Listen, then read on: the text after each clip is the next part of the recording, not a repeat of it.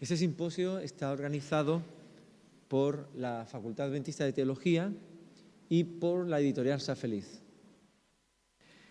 Sin más, vamos a comenzar la primera ponencia, que tiene como título Antecedentes de la Reforma Luterana. En la Biblia encontramos reformulaciones, y eso no es extraño. Las reformulaciones que encontramos en la Biblia las podemos encontrar ya, por ejemplo, en Éxodo y en Deuteronomio, donde encontramos dos formas de expresar el decálogo, pero de formas diferentes y con matices diferentes. ¿Por qué? Porque cuando transcurre el tiempo, la verdad que se expresa y se comprende se reformula para que las personas que viven en una época determinada, con una cultura determinada y con un trayecto histórico determinado puedan comprenderlas también. Así que esa reformulación es natural. Hay relatos históricos en la Biblia, como Primera de Crónicas 21 y Segunda de Samuel 24, donde incluso se reformula una historia en la que David tiene que hacer un censo y hay cambios sustanciales, ¿no?, en la historia. Cuando el cronista relee la historia, reformula. En un caso está atribuida el censo a Dios y después posteriormente la figura de Satanás se comprende mejor y se dice que es Satanás el que impulsa a David a hacer el censo. Así que estas reformulaciones no deberían tenernos por sorpresa, sino que deberían ser algo que nosotros aceptamos de una forma natural. ¿Qué fundamentación bíblica tiene la Reforma Luterana? Pues la reformulación está integrada dentro de lo que nosotros llamamos,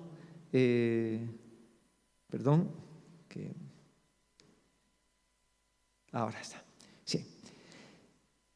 En el Nuevo Testamento encontramos esa reformulación cuando Cristo dice: oísteis que fue dicho, pero yo os digo. O sea que no es una cosa solamente del Antiguo Testamento, en el Nuevo Testamento también se reformula. Y a lo largo de la historia, personajes como Lutero, Zwinglio, Calvino van a decir algo que Pablo ya había dicho antes. Y es lo siguiente. ¿Qué dice Romanos 12:2? Si lo leemos,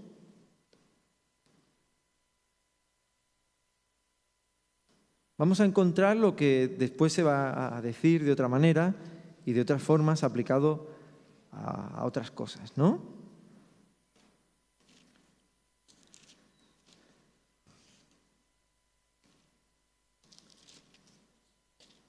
Es un texto que conocemos prácticamente de memoria y dice: no os adaptéis a las formas de este mundo, sino transformaos por medio de la renovación de vuestra mente, para que comprobéis cuál es la voluntad de Dios, lo bueno, lo que le agrada y lo perfecto. Así que, como antecedente de Lutero, esa iglesia reformata, semper reformanda, ¿no? La iglesia reformada siempre está reformándose, apela a esa renovación de la mente constante. La verdad no es estática. La verdad es dinámica y debe ser expresada de forma dinámica, porque si la hacemos estática se convierte en un anacronismo, se convierte en algo que pasa de moda o que la gente no comprende. Yo siempre pongo un ejemplo, que es la palabra azafata. Si yo os pregunto qué es una azafata, ahora tendréis todos en mente a una señora que va en un vuelo y que indica, ¿no?, que tenemos que soplar, que tenemos que ponernos las cosas. Sin embargo, la azafata, en el siglo XIX existían azafatas y hay mujeres que se les llamaba azafatas, que eran las mujeres que le ayudaban a la reina a vestirse, y se les llamaba azafatas. Así que si hacemos la comparación, la palabra sigue siendo la misma, pero ha habido una transformación.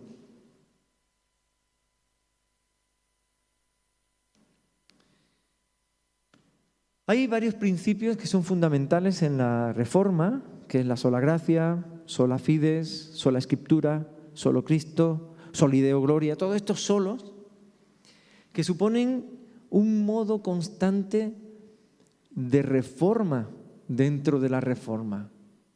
Porque cuando no perdemos de vista lo fundamental, no convertimos los objetivos en medios. Me explico. Uno de los grandes errores del cristianismo es convertir la Iglesia en un objetivo, cuando la Iglesia es un medio.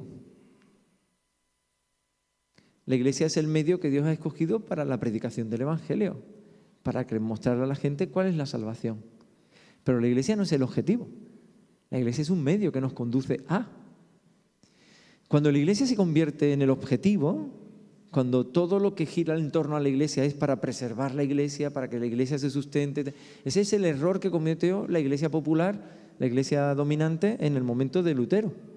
La Iglesia se convirtió en un fin en sí misma. Cuando salían voces discordantes que decían, oye, la Iglesia no es un fin, pues la Iglesia es un medio. Se consideraban que eran voces amenazantes y voces que ponían en tela de juicio la verdad. Así se les tildaba a las personas que hacían esto. La religión debe ser el resultado de la reflexión humana y debe materializarse en sus conclusiones a modo de credo, o bien la religión es el resultado de la reflexión humana sobre y en la voluntad de Dios expresada mediante la revelación, siguiendo solo el ejemplo de Cristo. Estas son las dos preguntas.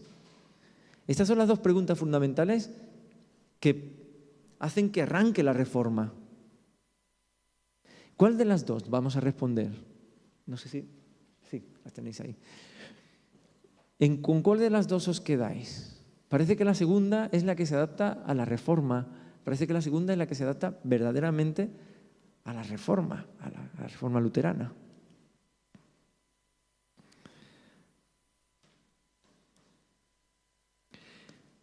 Como resultado de estos solos, sola fide, sola escritura, sale un concepto que convierte, que es la bisagra que hace que pasemos del mundo medieval a la modernidad. Y es la libre conciencia. Para el solo Cristo, para la sola escritura, para la sola fides, hace falta que el que lee no se le imponga un credo, sino que crea por sí mismo, que crea libremente. Este pensamiento es muy avanzado para la época, nos lo avanza Lutero, nos lo avanzan otros pensadores también, que podríamos mencionar, pero estamos hablando de la Reforma, nos lo avanza Lutero. El estatus de libertad que tiene que tener el creyente debe ser absoluto. ¿Qué significa esto?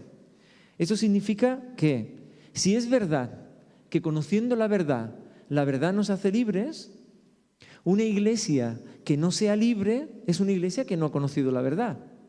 Y una iglesia será libre en virtud de la libertad que los individuos que la componen gocen. Según la libertad de que gocen los individuos que componen una iglesia, esa iglesia será libre. ¿Y cómo puedo ser libre si no conozco la verdad? ¿Cómo puedo ser libre si no aprecio la verdad? ¿Cómo puedo ser libre si no sé lo que es la verdad? Decía Jacques Ellul, un autor francés, que la libertad es el ámbito donde el fruto del Espíritu se da. Y afirmados en esta idea, podemos decir que una iglesia donde los frutos del Espíritu no se dan es una iglesia que no es libre y que por lo tanto no ha conocido la verdad, porque aunque pueda ser formulada, no siempre es comprendida. Y me gustaría pararme un momento en esto. Diferencia entre la verdad formulada, a ver si pasamos. Muy bien. La verdad formulada y la verdad comprendida. A veces somos capaces de formular cosas que no entendemos. Cuando decimos que el universo tiene 100.000 millones de estrellas, somos capaces de formularlo. Pero dudo mucho que cualquier persona sea capaz de comprender qué significa el número, la magnitud de 100.000 millones. Eso se nos escapa. 100.000 millones de estrellas con 100.000 millones de galaxias. ¿Eso qué es? Somos capaces de decirlo, pero no somos capaces de pensarlo plenamente. La reforma fue el resultado de unas condiciones socioeconómicas, podéis leer todas las tesis de Max Weber, pero sobre todo de un pensamiento previo que apuntaba a los principios que más tarde se cristalizarían en la reforma. Y ahora es cuando vamos a hablar de la... Perdón. Si va Muy bien. La forma en la que comprendemos la verdad que formulamos define nuestra forma de ser cristianos. Espero que esto se entienda bien, porque no es lo mismo la forma en la que uno comprende que lo que se explica. A veces vemos una formulación explicada de algo, la entendemos de una manera y otro lo entiende de otra manera. Y tienen vivencias diferentes partiendo del mismo texto, porque lo han comprendido de forma diferente. El cristianismo se proyecta en el mundo en virtud de la forma en la que nosotros tenemos de comprender nuestro cristianismo. Y por eso existen no una confesión cristiana o no una confesión protestante. Existen varias, porque existen varias formas de comprender el mismo texto.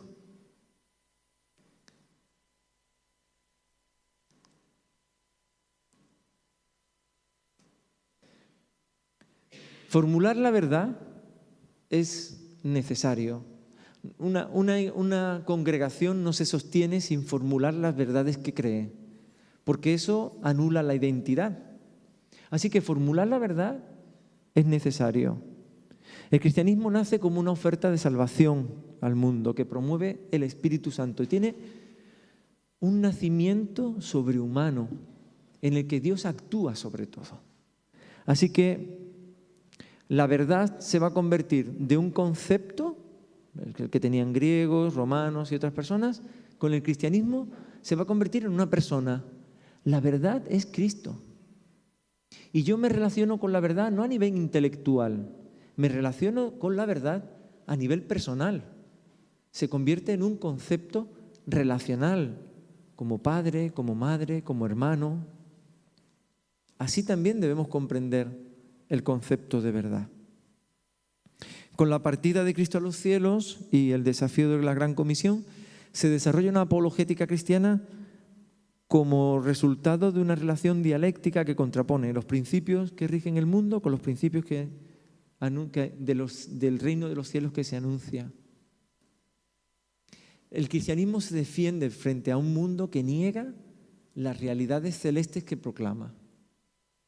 Así que en vez de tener una reflexión ordenada, con unos criterios racionales, el cristianismo crece en defensa, es un cristianismo de lucha. Y ese cristianismo de lucha, pues bueno, va a crecer mucho, por ejemplo, en la naturaleza de Cristo, porque se va a discutir mucho sobre la naturaleza de Cristo. Pero sin embargo, no se va a discutir sobre el Espíritu Santo. Y también es un tema importante, pero como no era un tema muy polémico en un principio, aunque sí que conocemos que en el credo, de dónde parte el Espíritu Santo, si procede del Padre y del Hijo, todo es un problema, ¿no? Hay ciertos temas que no se van a tocar y hay un tema que no se va a tocar. Desde el principio no se va a tocar, que es, en teología, ¿qué es la Iglesia? ¿Cómo se define la Iglesia? Pues la iglesia era el conjunto de personas que predicaban a Cristo. Ya está. No había más. Cuando esta realidad se hace compleja, la gente empieza a preguntarse, ¿qué es la iglesia? Como hemos dicho al principio, una visión alternativa frente a una expresión predominante se va a ver como una herejía. O sea, las herejías a lo largo de la historia no son tanto herejías que tienen que ver con que vayan en contra de la verdad, sino con que van en contra de lo que la mayoría piensa que es verdad. Y después hay cristianos que asumen, por ejemplo, cuando se dijo que el bautismo de los niños no procedía, que tenían que ser los adultos los que se tienen que bautizar, eso se tomó como una expresión herética. ¿Cómo que los niños no se pueden bautizar? La mayoría estaban de acuerdo con que eso era así. Así que las herejías hay de dos tipos. Aquellas que podemos comprobar con la Escritura, que son realmente herejías, que van en contra de la verdad, y aquellas que van en contra de la opinión de la mayoría que piensa que es la verdad. Contra esto va a tener que luchar Lutero. Porque ahora Lutero es visto como un hereje, ¿o no? Lutero es visto no como un hereje, como el hereje, es el prototipo de hereje, ¿no? Bátimo, citando a un profesor de la Universidad de Milán, de la Universidad Católica de Milán, tiene una frase que es curiosa, ¿no? Dice que cuando la Iglesia es minoría, habla de la libertad, pero cuando es mayoría, habla de la verdad. Y esta frase me gustó. ¿Por qué? Porque cuando la Iglesia es minoría, se encuentra en un estado de opresión. Entonces el tema que más se desarrolla es la libertad. Pero la Iglesia, cuando se encuentra en mayoría, puede llegar a ser incluso opresora. Y entonces habla de la verdad e impone incluso la verdad. No podemos olvidar que históricamente la Iglesia impuso en algunos momentos la verdad.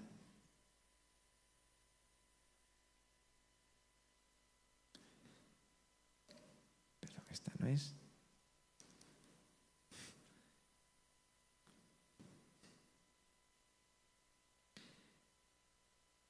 Con el estudio de los nuevos textos que van apareciendo, los textos clásicos, se vuelven las fuentes bíblicas, a las clásicas, se fragmenta el Imperio Romano e históricamente esto tiene una serie de consecuencias.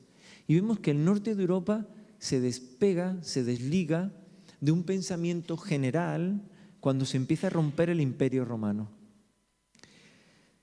Los Países Bajos, Alemania, Inglaterra, Suiza, empiezan a ver esa centralización en Roma del poder como un enemigo, como algo que no ven bien, pero le faltaban todavía a alguien que dijese las cosas y que fuera un teórico de eso, que diera las razones por las cuales, no es que fueran solamente políticas. Aparece un cristianismo unificado, centralizado, oficialmente frente al otro cristianismo clandestino. Estos sí que son los antecedentes de la Reforma. Ese cristianismo clandestino, ese cristianismo que no puede expresarse porque si se expresa, la verdad impuesta por la oficialidad pone en peligro no solamente lo que dicen, pone en peligro la vida de las personas. La aceptación de la verdad subyugada a la cultura desfiguró la idea original del cristianismo. Y eso es lo que pasa con la fragmentación. Aparecen como muchos cristianismos, formas de entender el cristianismo en el norte, en el sur, en el este. Y hoy en día somos herederos de esos.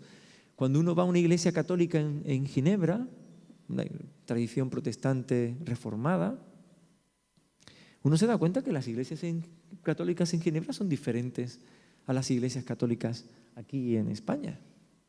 Apenas si hay figuras de santos, son muy sobrias, son diferentes. En el norte las iglesias católicas son diferentes que aquí.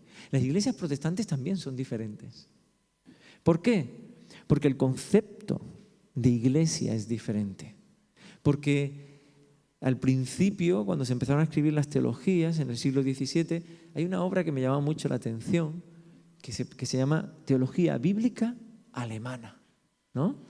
Es como que ya empezamos a ver las cosas desde nuestro lado del campo, desde nuestro lado de la valla, y es una cosa diferente. Va creciendo ese cristianismo clandestino, se va sofocando poco a poco, pero esto no hay quien lo pare. Llega un momento en que ya no hay quien lo pare. ¿Por qué?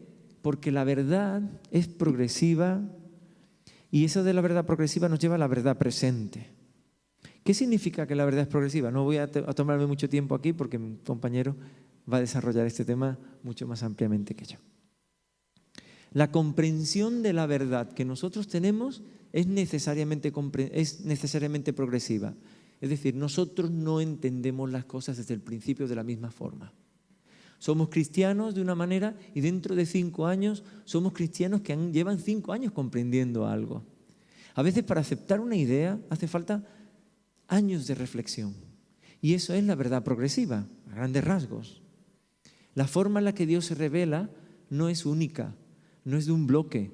Dios se revela progresivamente, porque el hombre tiene una forma de comprender que también es progresiva. Y Dios se revela humanamente. Dios se adapta al hombre. Es lo que en teología sistemática se llama la pasibilidad de Dios. Eso nos lleva al concepto necesariamente de verdad presente.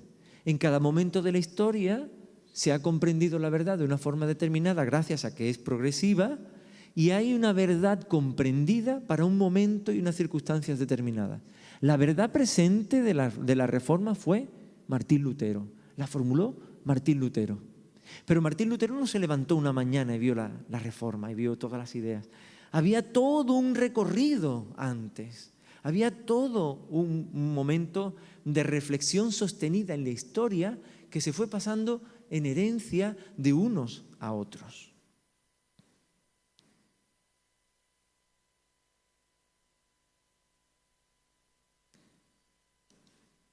A ver si pasa. Muy bien. Así que Wycliffe, los valdenses, Hus, Zwinglio, Bullinger y otros contraponen de forma embrionaria dos teologías que vamos a tener hoy incluso presentes.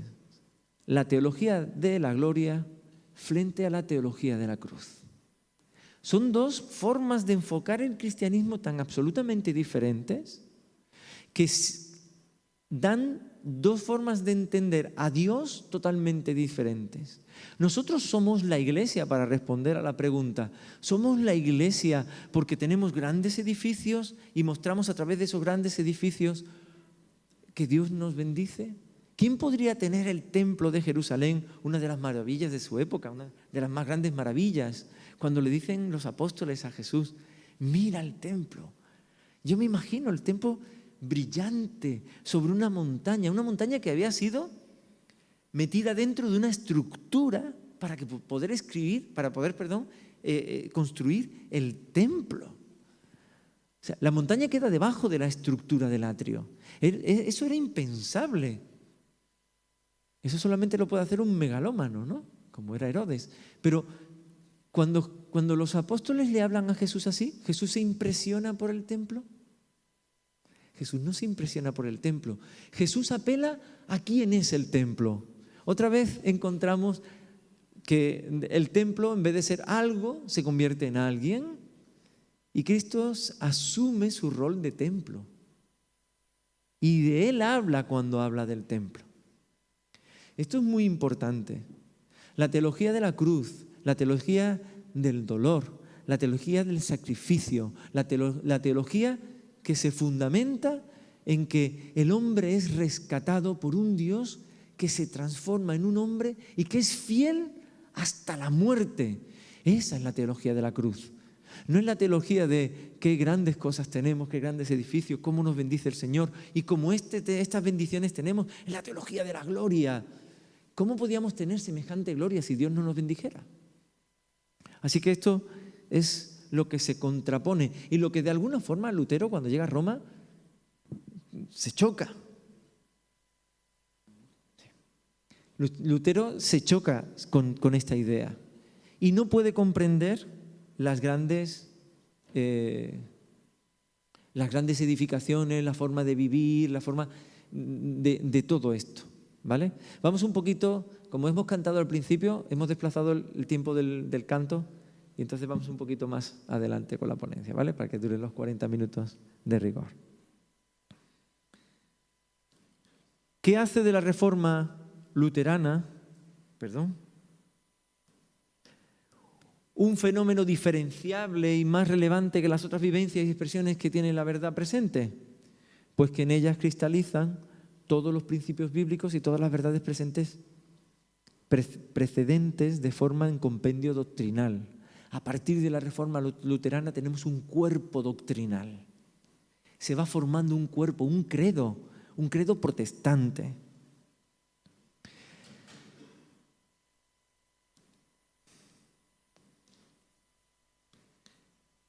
La reforma convierte la predicación en una forma de liberación y no solo de salvación.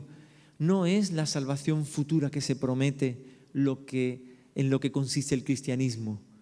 El cristianismo consiste en una vivencia presente ya de esa salvación futura.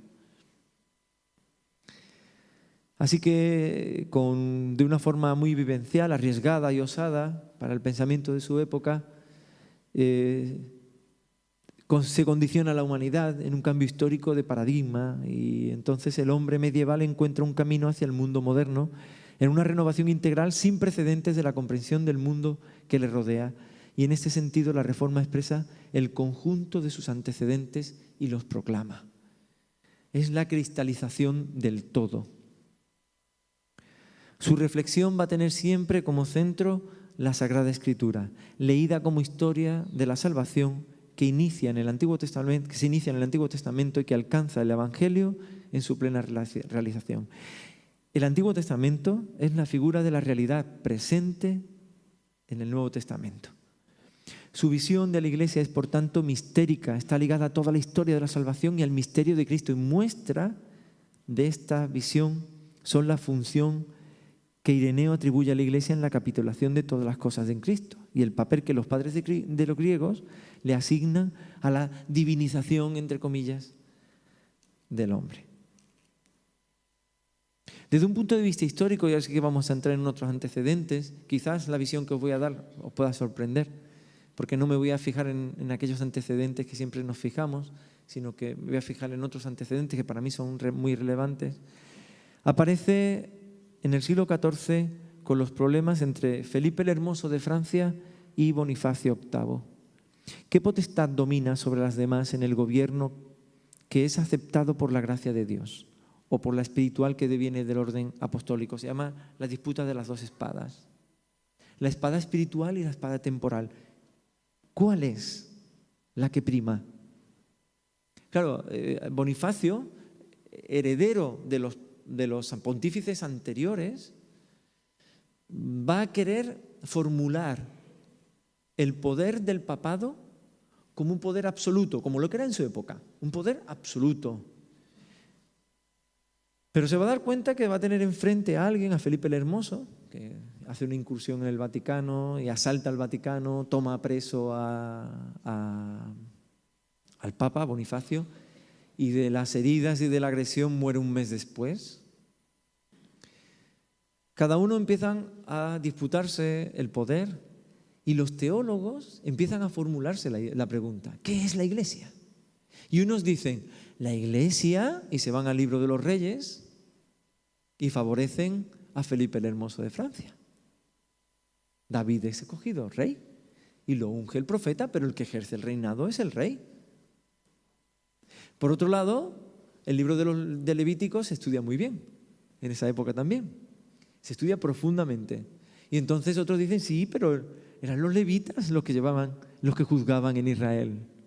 Y se crea una contraposición en el orden apostólico y en el orden del poder que detenta la Iglesia. Las dos espadas, la temporal y la espiritual, empiezan a generar autores que empiezan a hacer esto. Santiago de Viterbo escribe un libro que es De Ecclesiastica sive de summi pontificis potestate, y distingue entre la Iglesia y la sociedad. En esta disputa política entre el Papa y el Rey, hay un autor que dice, bueno, es que tendríamos que distinguir entre la Iglesia y la sociedad. La sociedad es la sociedad y la Iglesia es la Iglesia. Hay que distinguir entre ambas. Parece que eso lo decimos ahora casi por ciencia infusa, pero no es así. Egidio Romano, ya apunta su nombre de maneras, ¿no? Escribe de régimen cristiano y defiende el papalismo como forma de gobierno de la Iglesia. Claro, vive en Roma. ¿A quién se le va a ocurrir, no? Juan de París vive lejos de Roma. De potestate regia et papal, y distingue fuertemente entre las dos potestades y llega a la conclusión de que la Iglesia no debe influir en el orden temporal. La Iglesia no debe influir de ninguna manera en el orden temporal. Vive en París, vive cerca del rey que se le opone, por el pensamiento de aquel rey que se opone al Papa. Marsilio de Padua, Defensor Pacis, un texto muy importante para el cristianismo, habla de la instauración de la democracia y el nacionalismo en la Iglesia. Él dice, la Iglesia tiene que tener un funcionamiento democrático y debe funcionar de forma diferente según la nación a la que pertenezca, porque así coincide con su cultura. Es algo que hemos heredado nosotros. Muchas veces nosotros estamos haciendo eso en la Iglesia, funcionamos así y no sabemos que hay un antecedente que es Marsilio, que lo escribió hace siglos y nos parece que es algo que hemos inventado nosotros. Guillermo de Oca, muy conocido, Congregatio Fidelium, dicen que la Iglesia son un conjunto de individuos que comparten la misma fe y se unen solo por Dios. Y es muy interesante este antecedente. Estos antecedentes son muy interesantes porque esto va a cristalizar en la Reforma luterana. Van a surgir muchos movimientos, van a haber muchas propuestas eclesiológicas. La vida de los laicos se va a ampliar. La Iglesia va a sufrir enormemente por una crisis espiritual en la que hay un momento determinado en que hay un papa en Roma, otro en Aviñón, otro aquí cerca en Peñíscola. La Iglesia no sabe quiénes somos, de qué papa somos, quiénes somos.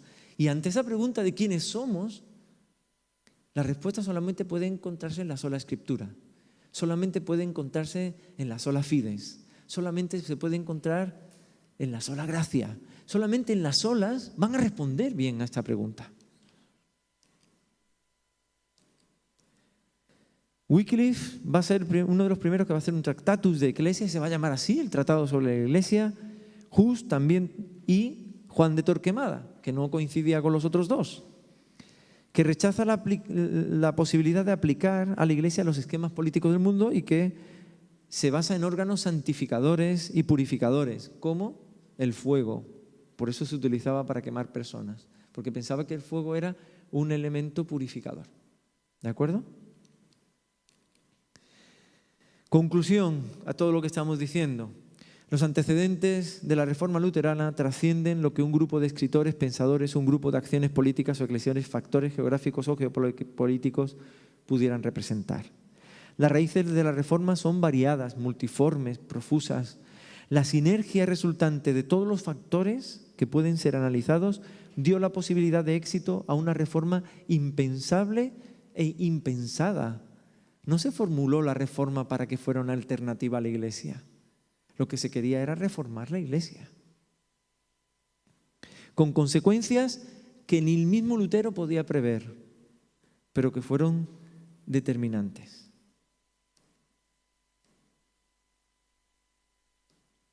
Bueno, la última ya no sale. Sí, vale. Como herencia presente, es un legado que debe ser administrado mediante la aplicación de los mismos principios que le hicieron posible. La Reforma fue un acto supremo de libertad en Cristo, que posibilitó el desarrollo de la libertad de conciencia, de pensamiento y la vuelta a los principios bíblicos. Es imprescindible tener un registro histórico sobre los eventos que propiciaron la Reforma luterana, pero también es vital que no olvidemos la reflexión de orden sistemático que dicha reforma entraña, sobre todo respecto a la relación de la verdad con la libertad. Lutero fue libre porque su conciencia estaba presa de la palabra de Dios. Y fue libre liberándonos a nosotros hoy con aquellas palabras que hizo, con enfrentarse al hombre más poderoso de su época y con la valentía que Dios posibilitó en su corazón para que aquellos principios hoy sean nuestra herencia y lo podamos disfrutar. Dios os bendiga.